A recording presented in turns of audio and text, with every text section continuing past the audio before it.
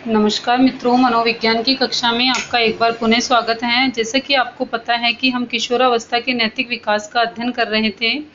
किशोरावस्था के प्रारंभ में बालक ये समझने लगता है कि समाज में नैतिक मूल्यों के साथ अनुरूपता स्थापित करने में उसका व्यक्तिगत लाभ है। पियाजे ने नैतिक अवस्था की 4 अवस्थाएं बताई हैं। अनियमित 5 वर्ष तक इस अवस्था में बालक न तो नैतिक होता है और न ही अनैतिक होता है। देखिए, हम पढ़ रहे हैं कि पियाजे के नैतिक अवस्था की 4 अवस्थाएं बताई हैं। अनियमित, जो कि 5 वर्ष तक की आयु होती है, ठीक है, ये बाल्यावस्था में ही आ जाती है। इस अवस्था में बालक न तो नैतिक होता है और न ही अनैतिक होता है, अर्थात उसका व्यवहार नैतिक स्तर से नियंत्रित नहीं होता है। खुशी और दुख उसके व्यवहार को नियंत्रित नहीं करते हैं।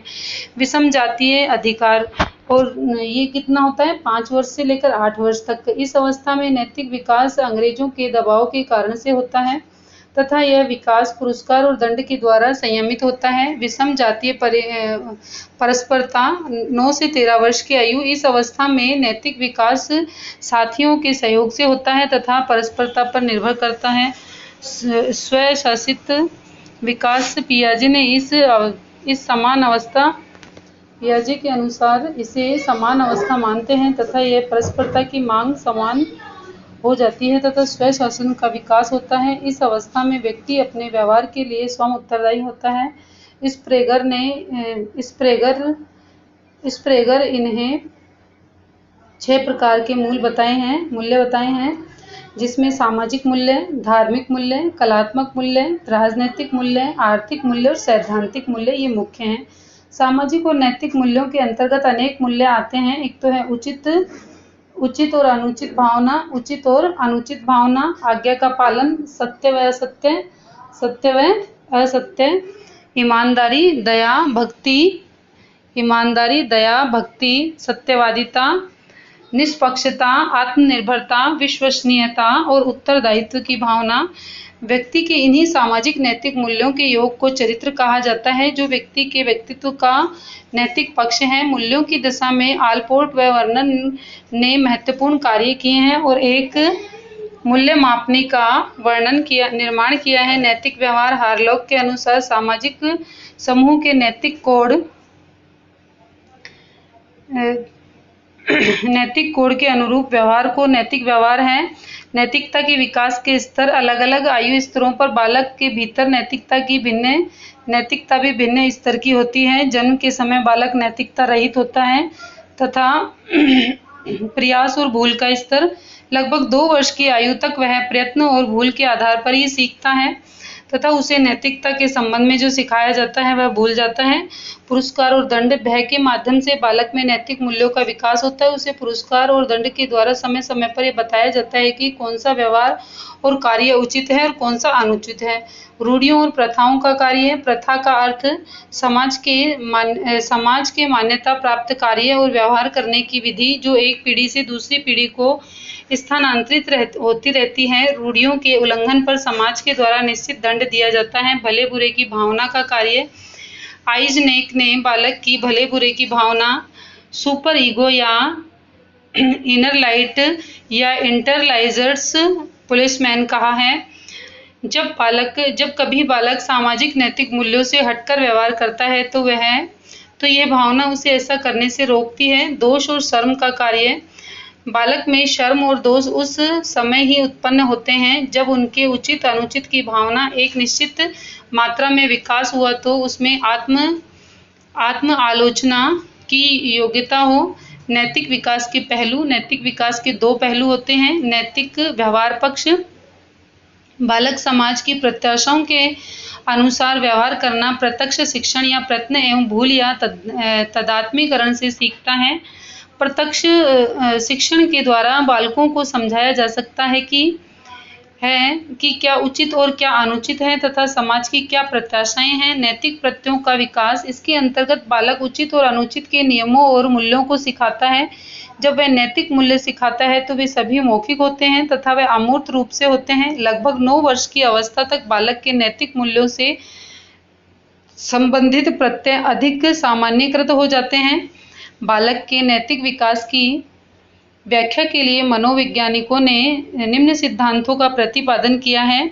मनोविश्लेषणात्मक सिद्धांत को फ्रायड के द्वारा प्रतिपादित किया है। इसकी मूल अवधारणा यह है कि बालक व्यवहारों को सीखने के संबंध में अनुकरण की प्रक्रिया अपनाते हैं। बालक प्रारंभ से अपने माता पिता आदि के व्यवहारों का अनुकरण करके व्यवहार करता है। बालक अपने माता पिता आदि के विश्वासों, मूल्यों, भावनाओं, विचारों आदि का अंतरीकरण कर लेता है। अंतरीकरण की प्रक्रिया के फलस्वरूप बालक की नैतिक भावना तथा उसके अंतरात्मा या विवेक के रूप में विकसित होती है। फ्रायड के अनुसार नैतिक विकास के लिए बालक में तादात्म्यकरण के साथ साथ अहम शक्ति भी उचित स्तर की होनी चाहिए तथा नैतिक मन पर भी उसका नियंत्रण अवश्य होना चाहिए। तभी बालक अपने विवेक की आवाज सुनकर उसके अनुसार आचरण कर पाता है। सामाजिकरण की प्रक्रिया में अहम के द्वारा पराअहम का विकास होता है। पराअहम के दो पक्ष होते हैं। आदर्श अहम अर्थात इसके द्वारा व्यक्ति समाज में क्या उचित है को सीखता है। अंतरात्मा विवेक तथा अंतरात्मा या विवेक तथा सुपर ईगो का ऋणात्मक पक्ष। अंतरात्मा के द्वारा व्यक्ति यह सीखता है कि समाज में क्या अनुचित है। सामाजिक अधिगम सिद्धांत माउरर, सीयर्स तथा स्किनर, बंदुरा के द्वारा प्रतिपादित यह सिद्धांत एक प्रकार के सामाजिक अधिगम का सिद्धांत कहलाता है। ये बालक के नैतिक विकास में सामाजिक परिस्थिति को व्यक्तिगत अनुभूति की अपेक्षा अधिक महत्व रखता है। स्किनर ने बालक में नैतिक विकास के लिए पुनर्गलन को अत्यधिक महत्वपूर्ण कारक माना है। मारर ने नैतिक विकास को अनुबंध सिद्धांत के आधार पर होना बताया है। जिस व्यवहार को करने के लिए बालक को प्रताड़ित किया जाता है, भविष्य में उस व्यवहार की पुनरावृत्ति नहीं करता है। इस प्रकार जिस व्यवहार के लिए उसे प्रशंसा होती है तो उस व्यवहार की वह पुनरावृत्ति बार बार करता है। बंदुरा ने सामाजिक अधिगम सिद्धांत को निरीक्षणात्मक या प्रक्षेपणात्मक अधिगम सिद्धांत भी कहा है तथा इस सिद्धांत के अनुसार बालक अपने वातावरण के लोगों, माता पिता, अभिनेता, अध्यापक, भाई बहन को अपना मॉडल मानते हैं तथा पियाजे का नैतिक विकास का सिद्धांत पियाजे के द्वारा बालकों के नैतिक विकास के संबंध में दो अवस्थाओं को बताया है। पहली अवस्था को पियाजे ने परतंत्र नैतिकता, इस अवस्था में लगभग 7 वर्ष की आयु के बालकों को रखा गया है। इस अवस्था में बालक ये मानते हैं कि यदि कार्य परिणाम अच्छा है तो किया गया कार्य भी क्या होगा, अच्छा ही होगा। नेक्स्ट है दूसरी अवस्था को पियाजे ने स्वायत्त नैतिकता भी कहा है तथा यह अवस्था बालक की लगभग 7 वर्ष की आयु के बाद की अवस्था है। इस अवस्था में बालकों के द्वारा यह विश्वास किया जाने लग जाता है कि नैतिकता के निश्चित नियम निश्चित प्रकार के नहीं होते हैं तथा उनमें परिवर्तन भी संभव है। कोलबर्ग का नैतिक विकास सिद्धांत बालक के नैतिक विकास उसकी तर्क शक्ति के कारण होता है। कोलबर्ग के द्वारा नैतिक विकास की अवस्थाओं 6 अवस्थाओं में बांटा है। नैतिक विकास की अवस्थाएं। शैशवावस्था में नैतिक अवस्था। बाल्यावस्था में न तो विवेक शक्ति होती है और न ही कोई दूसरे ही मूल्य विकसित होते हैं, अतः न तो वह नैतिक होता है और न अनैतिक होता है। बच्चे उन कार्यों या व्यवहार को अच्छे से समझते हैं तथा उसमें सुखद अनुभव भी करते हैं तथा उसे बुरे समझते हैं तथा उन्हें सुखद अनुभूति नहीं होती है तथा इस अवस्था में बालक अपने व्यवहार को सुधारने का कोई प्रयास नहीं करता। इस अवस्था में माता पिता को चाहिए कि वे उचित और अनुचित शिक्षा देने के बाद में दंड विधि अपनाएं। पूर्व बाल्यावस्था में नैतिक विकास। पूर्व बाल्यावस्था में लगभग 3 से 6 वर्ष तक की अवस्था। इस अवस्था में बालकों की स्मृति इतनी दुर्बल हो जाती है कि उन्हें एक दिन जो उचित या अनुचित की शिक्षा दी जाती है दूसरे दिन में भूल जाते हैं, है ना।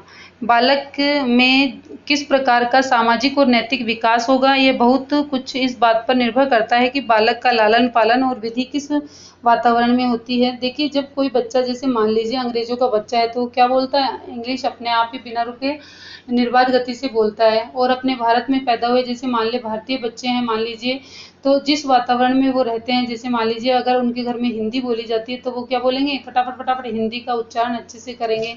यदि कोई देहाती भाषा बोली जाती है तो देहाती भाषा का उच्चारण बहुत ही अच्छे से निर्बाध गति से करेंगे। तो जैसा वातावरण होता है लालन पालन में, छात्र वैसा ही बन जाता है। उत्तर बाल्यावस्था में नैतिक विकास। उत्तर बाल्यावस्था में लगभग 6 से 12 वर्ष की अवस्था। इस अवस्था में उसका नैतिक विकास मुख्यतः मुख्यतः उनके समूह में सर्वाधिक प्रभावित होता है तथा इस अवस्था में वह सीखे गए नैतिक मूल्यों का सामान्यकरण करने लगता है। बालक में इस अवस्था में भले बुरे की भावना का विकास प्रारंभ हो जाता है, जो बालक को नैतिक व्यवहार करने के लिए प्रेरित करती है तथा उसे दंड से बचाती है। किशोरावस्था में नैतिक विकास। इस अवस्था में बालक प्रत्येक उचित या अनुचित व्यवहार से संबंधित कारणों को समझने लगता है तथा किशोर बहुधा अपराधी प्रवृत्ति अपनाते हैं तथा इस अवस्था तक वे स्वेच्छा से नैतिक मूल्यों का पालन करने लग जाता है। अब नेक्स्ट अपन चलते हैं। देखिए नेक्स्ट हमारे पास में है नैतिक विकास को प्रभावित करने वाले मुख्य कारक। नैतिक विकास को प्रभावित करने वाले मुख्य कारक पहला है बुद्धि। जिन बालकों की बुद्धि अधिक होती है उसमें मंद बुद्धि बालकों की अपेक्षा नैतिक विकास अधिक मात्रा में होता है तथा अधिक शीघ्र होता है। जैसे मान लीजिए कोई बच्चा इंटेलिजेंट है तो उसके अंदर नैतिक विकास स्वतः ही हो जाता है, उसको कुछ समझाने की आवश्यकता नहीं होती। लेकिन जो मंद बुद्धि बालक है उसको बार बार कहना और समझाना पड़ता है। अतः छात्रों की बुद्धि पर उसके विवेक का पूरा प्रभाव पड़ता है। आयु के बढ़ने के साथ साथ सत्य और असत्य में अंतर भी समझने लगता है। यौन वय संबंधी और किशोरावस्था में लड़कों की अपेक्षा लड़कियों में चारित्रिक और नैतिक विकास की अपेक्षाकृत तीव्र गति से होता है तथा परिवार नैतिक मूल्यों को बालक सर्वप्रथम अपने परिवार से सीखना प्रारंभ करता है। माता पिता तथा अन्य परिवार के सदस्यों के विचार आचरण बालक के नैतिक व्यवहार विकास की सर्वाधिक प्रभावित करते हैं। विद्यालय में शिक्षक, सहपाठी और वातावरण आदि सभी कुछ बालक के नैतिक विकास में कुछ न कुछ योगदान देते हैं। धर्म बालक जितना अधिक स्वस्थ और धार्मिक वातावरण में पला है वह उतना ही कम अनैतिक और दुराचारी होता है। धर्म का प्रभाव इस बात पर निर्भर करता है कि बालक के माता पिता धर्म में कितना विश्वास करते हैं। साथी समूह जिस प्रकार के चरित्र वाले बालकों तथा साथी समूह के बीच बालक रहता है उसी प्रकार के नैतिक मूल्य का भी वह अनुकरण के साथ में सीखता है।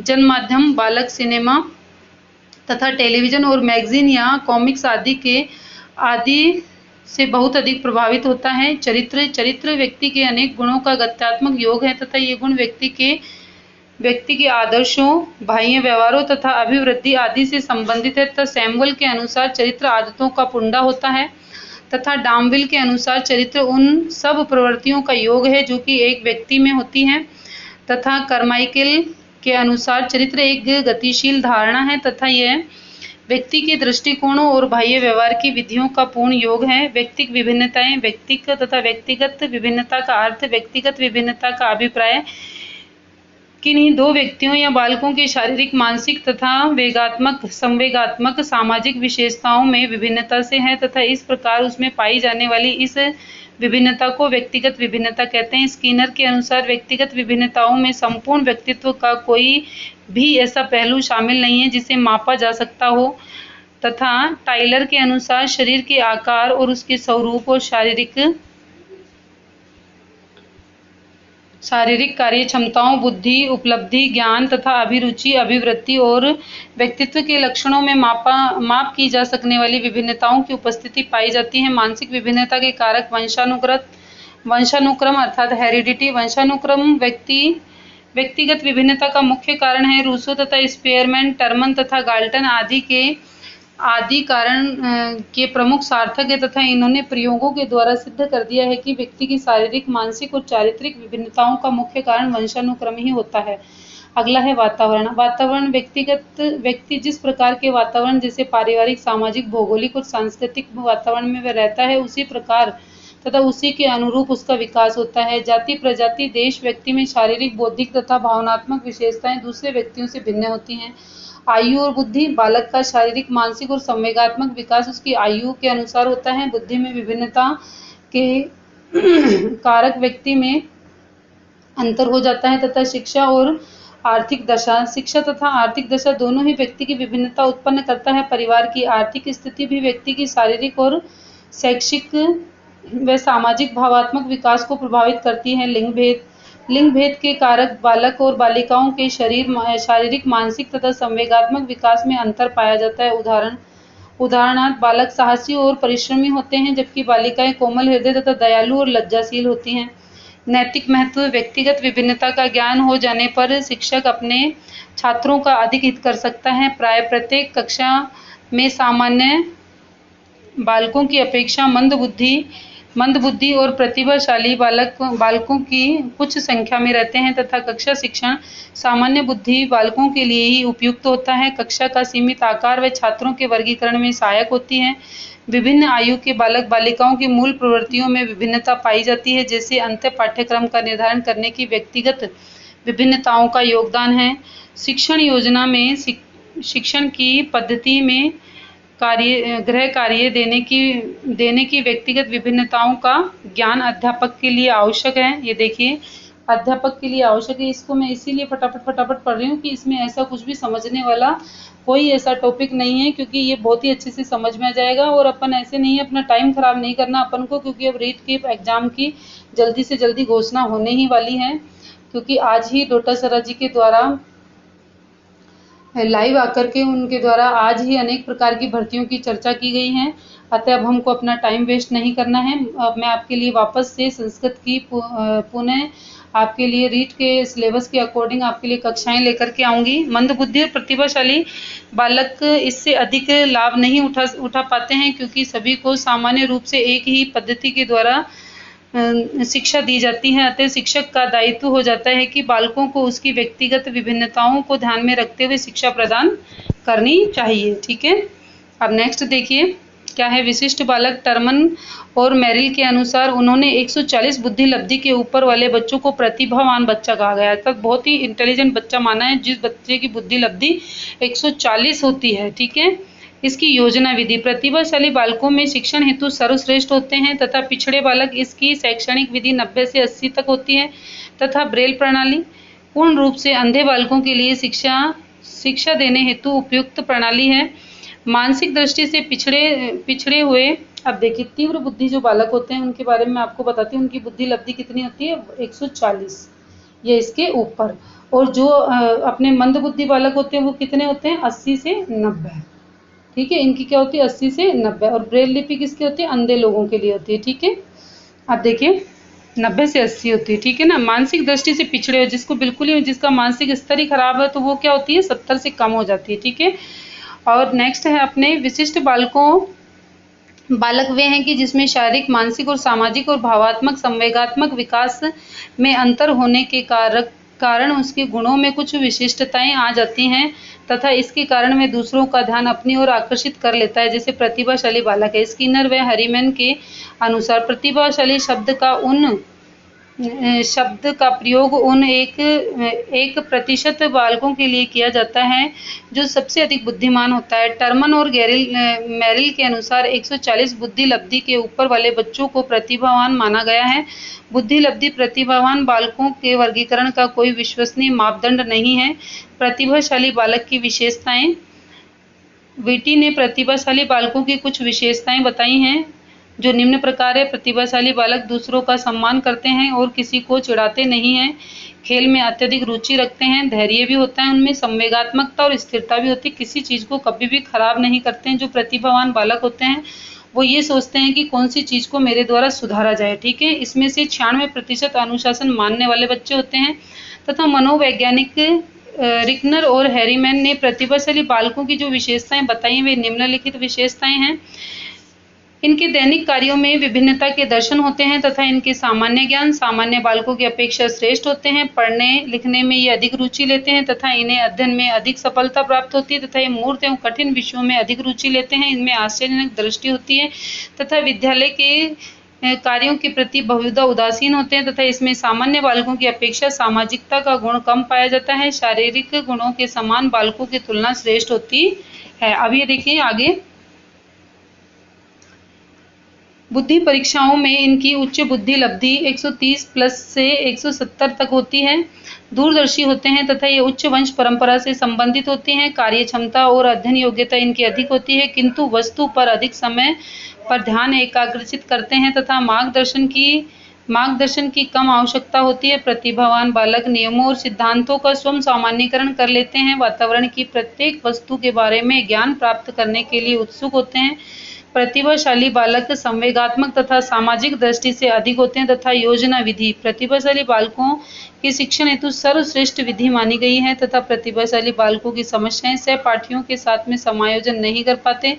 प्रतिभावान बच्चे समाज, परिवार व कक्षा में समायोजन भी नहीं कर पाते। उसमें व्यवहार संबंधी समायोजन, दोष, अपनी बड़ाई करना, कक्षा से भाग जाना, दलबाजी आदि उत्पन्न हो जाते हैं। प्रतिभावान बालक साधारण बालकों की अपेक्षा सिर दर्द से अधिक पीड़ित होते हैं। सृजनात्मक बालक सृजनात्मकता से अभिप्राय यह है कि रचना संबंधी योगदान, नवीन उत्पाद की रचनाएं तथा सृजनशीलता। वेस्टर शब्दकोश के अनुसार सृजनशीलता का अर्थ अस्तित्व में आना या उगना से बना है।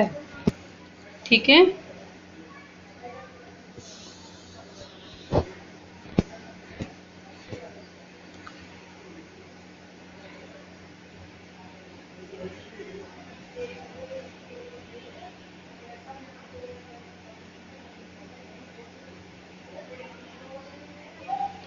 का अस्तित्व से आना व उगना है। नेक्स्ट अपना है मनोवैज्ञानिक दृष्टि से सृजनात्मक स्थिति अन्वेषणात्मक होती है तथा रूस के अनुसार सृजनात्मकता मौलिकता वास्तव में किसी प्रकार की क्रिया से घटित होती है। स्टेन के अनुसार जब किसी कार्य का परिणाम नवीन होता है तो किसी समय में समूह के द्वारा उपयोगी तथा मान्य होती तथा यह कार्य सृजनात्मकता कहलाती है। सृजनात्मकता की विशेषता सृजनात्मकता नैतिक अथवा नवीन होती है। सृजनात्मकता का कार्य उपयोगी होता है। सृजनात्मकता कार्य को समान रूप से मान्यता मिलनी चाहिए तथा दो या दो से अधिक वस्तु तथ्यों के सहयोग से नवीनता का सृजन होना चाहिए। व्यक्ति की प्रतिभा का विकास होना आवश्यक है। इसकी बुद्धि लब्धि 110 एवं इससे अधिक होती है। सृजनात्मकता के तत्व तत्कालीन स्थिति से परे जाने की योग्यता, मौलिकता युक्त सोच के कारण ये नवीन आविष्कार करने के योग्य होते हैं। समस्या की पुनर्व्याख्या, ये बालक समस्या की व्याख्या अपने ढंग से करते हैं तथा ये लकीर के फकीर होते हैं। सामंजस्य, ये बालक असामान्य किंतु प्रासंगिक विचारों तथा तथ्यों के साथ में सामंजस्य स्थापित करते हैं। विचारों में परिवर्तन, ये अपने तर्क, चिंतन तथा प्रमाण के अन्य व्यक्तियों की सोच की दिशा बदल सकते हैं। सृजनात्मक बालकों की पहचान स्वतंत्र निर्णय क्षमता, परिहास प्रियता, उत्सुकता, संवेदनशीलता और स्वायत्तता। सृजनात्मक बालकों की बुद्धि लब्धि प्रतिभाशाली बालकों एवं सामान्य बालकों के मध्य होती है। सृजनात्मकता के परीक्षण चित्र पूर्ति परीक्षण, इसमें अपूर्ण चित्रों को पूर्ण करना होता है तथा वृत्त परीक्षण, इसमें वृत्त के चित्र बनाए जाते हैं तथा नवीन खिलौनों का प्रयोग, चूने के खिलौनों के द्वारा नवीन विचारों की लेखबद्ध करके सृजनात्मकता पर बल दिया जाता है। टीन के डिब्बे, खाली डिब्बों में नवीन वस्तुओं का सृजन कराया जाता है तथा बालकों में सृजनात्मकता का विकास करने के उपाय, समस्या के स्तरों की पहचान तथा तथ्यों का अधिगम तथा स्तर अनुकूल विषय सामग्री का उपयोग, पाठ्य सहगामी क्रियाएं तथा विभिन्न उत्तर देने की स्वतंत्रता, वस्तुओं से संबंध स्थापित करना, मौलिकता, लचीलेपन को। अब देखिए, इनमें से कोई 3 दे देंगे और 1 नहीं देंगे, तो अपन को इन सब चीज़ों को एक बार अच्छे से बार बार पढ़ने से अपने लन हो जाती है। तो एक बार अपन रिवीजन इनका जरूर करेंगे बाद में भी। तथा भय और झिझक से मुक्ति तथा स्वस्थ आदतों का विकास करना तथा सृजनात्मकता और अभिव्यक्ति हेतु उचित वातावरण देना तथा समुदाय में सृजनात्मक बालकों साधनों का उपयोग तथा अपना उदाहरण तथा आदर्श प्रस्तुत करना, छात्रों में अपना मूल्यांकन, स्वयं की प्रवृत्ति का विकास करना तथा पिछड़े बालक, ये बालक अन्य समान आयु तथा योग्यता वाले छात्रों की तुलना में कम प्रगति करते हैं। पिछड़ा हुआ बालक वह होता है जो शैक्षणिक लब्धि 90 से 80 होती है तथा इस श्रेणी में बालक या बालिकाएं वे बालक या बालिकाएं आते हैं जो कक्षा में किसी बात को बार बार समझाने पर भी नहीं समझ पाते या औसत दर्जे के बालकों को माना गया है। पिछड़े बालकों के प्रकार, शारीरिक दोष के कारण पिछड़े बालक, आंख का कमजोर होना, हकलाना, तुतलाना, कम सुनना। मानसिक दृष्टि से पिछड़े बालक, मानसिक दृष्टि जिसकी बुद्धि लब्धि 80 से नीचे होती है। संवेगात्मक दृष्टि से पिछड़े हुए बालक, इन बालकों में चिंता, निराशा, तनाव तथा उदासीनता के भाव उत्पन्न होते हैं। शिक्षा के अभाव से पिछड़े बालक तथा वातावरण और परिस्थिति के कारण पिछड़ेपन के अन्य कारण भी होते हैं जो कि आपके सामाजिक कारण हैं। बुद्धि विकास की कमी तथा बुद्धि की कमी, अभिवृद्धि का अभाव, विद्यालय के प्रतिकारक सुविधाओं की कमी तथा विद्यालय में अनुपस्थिति तथा अयोग्य अध्यापक, शैक्षिक मार्गदर्शन की कमी, है ना। अगर आपके पास में आपके सब्जेक्ट का यदि योग्य शिक्षक नहीं है तो आप उसको कभी भी सीख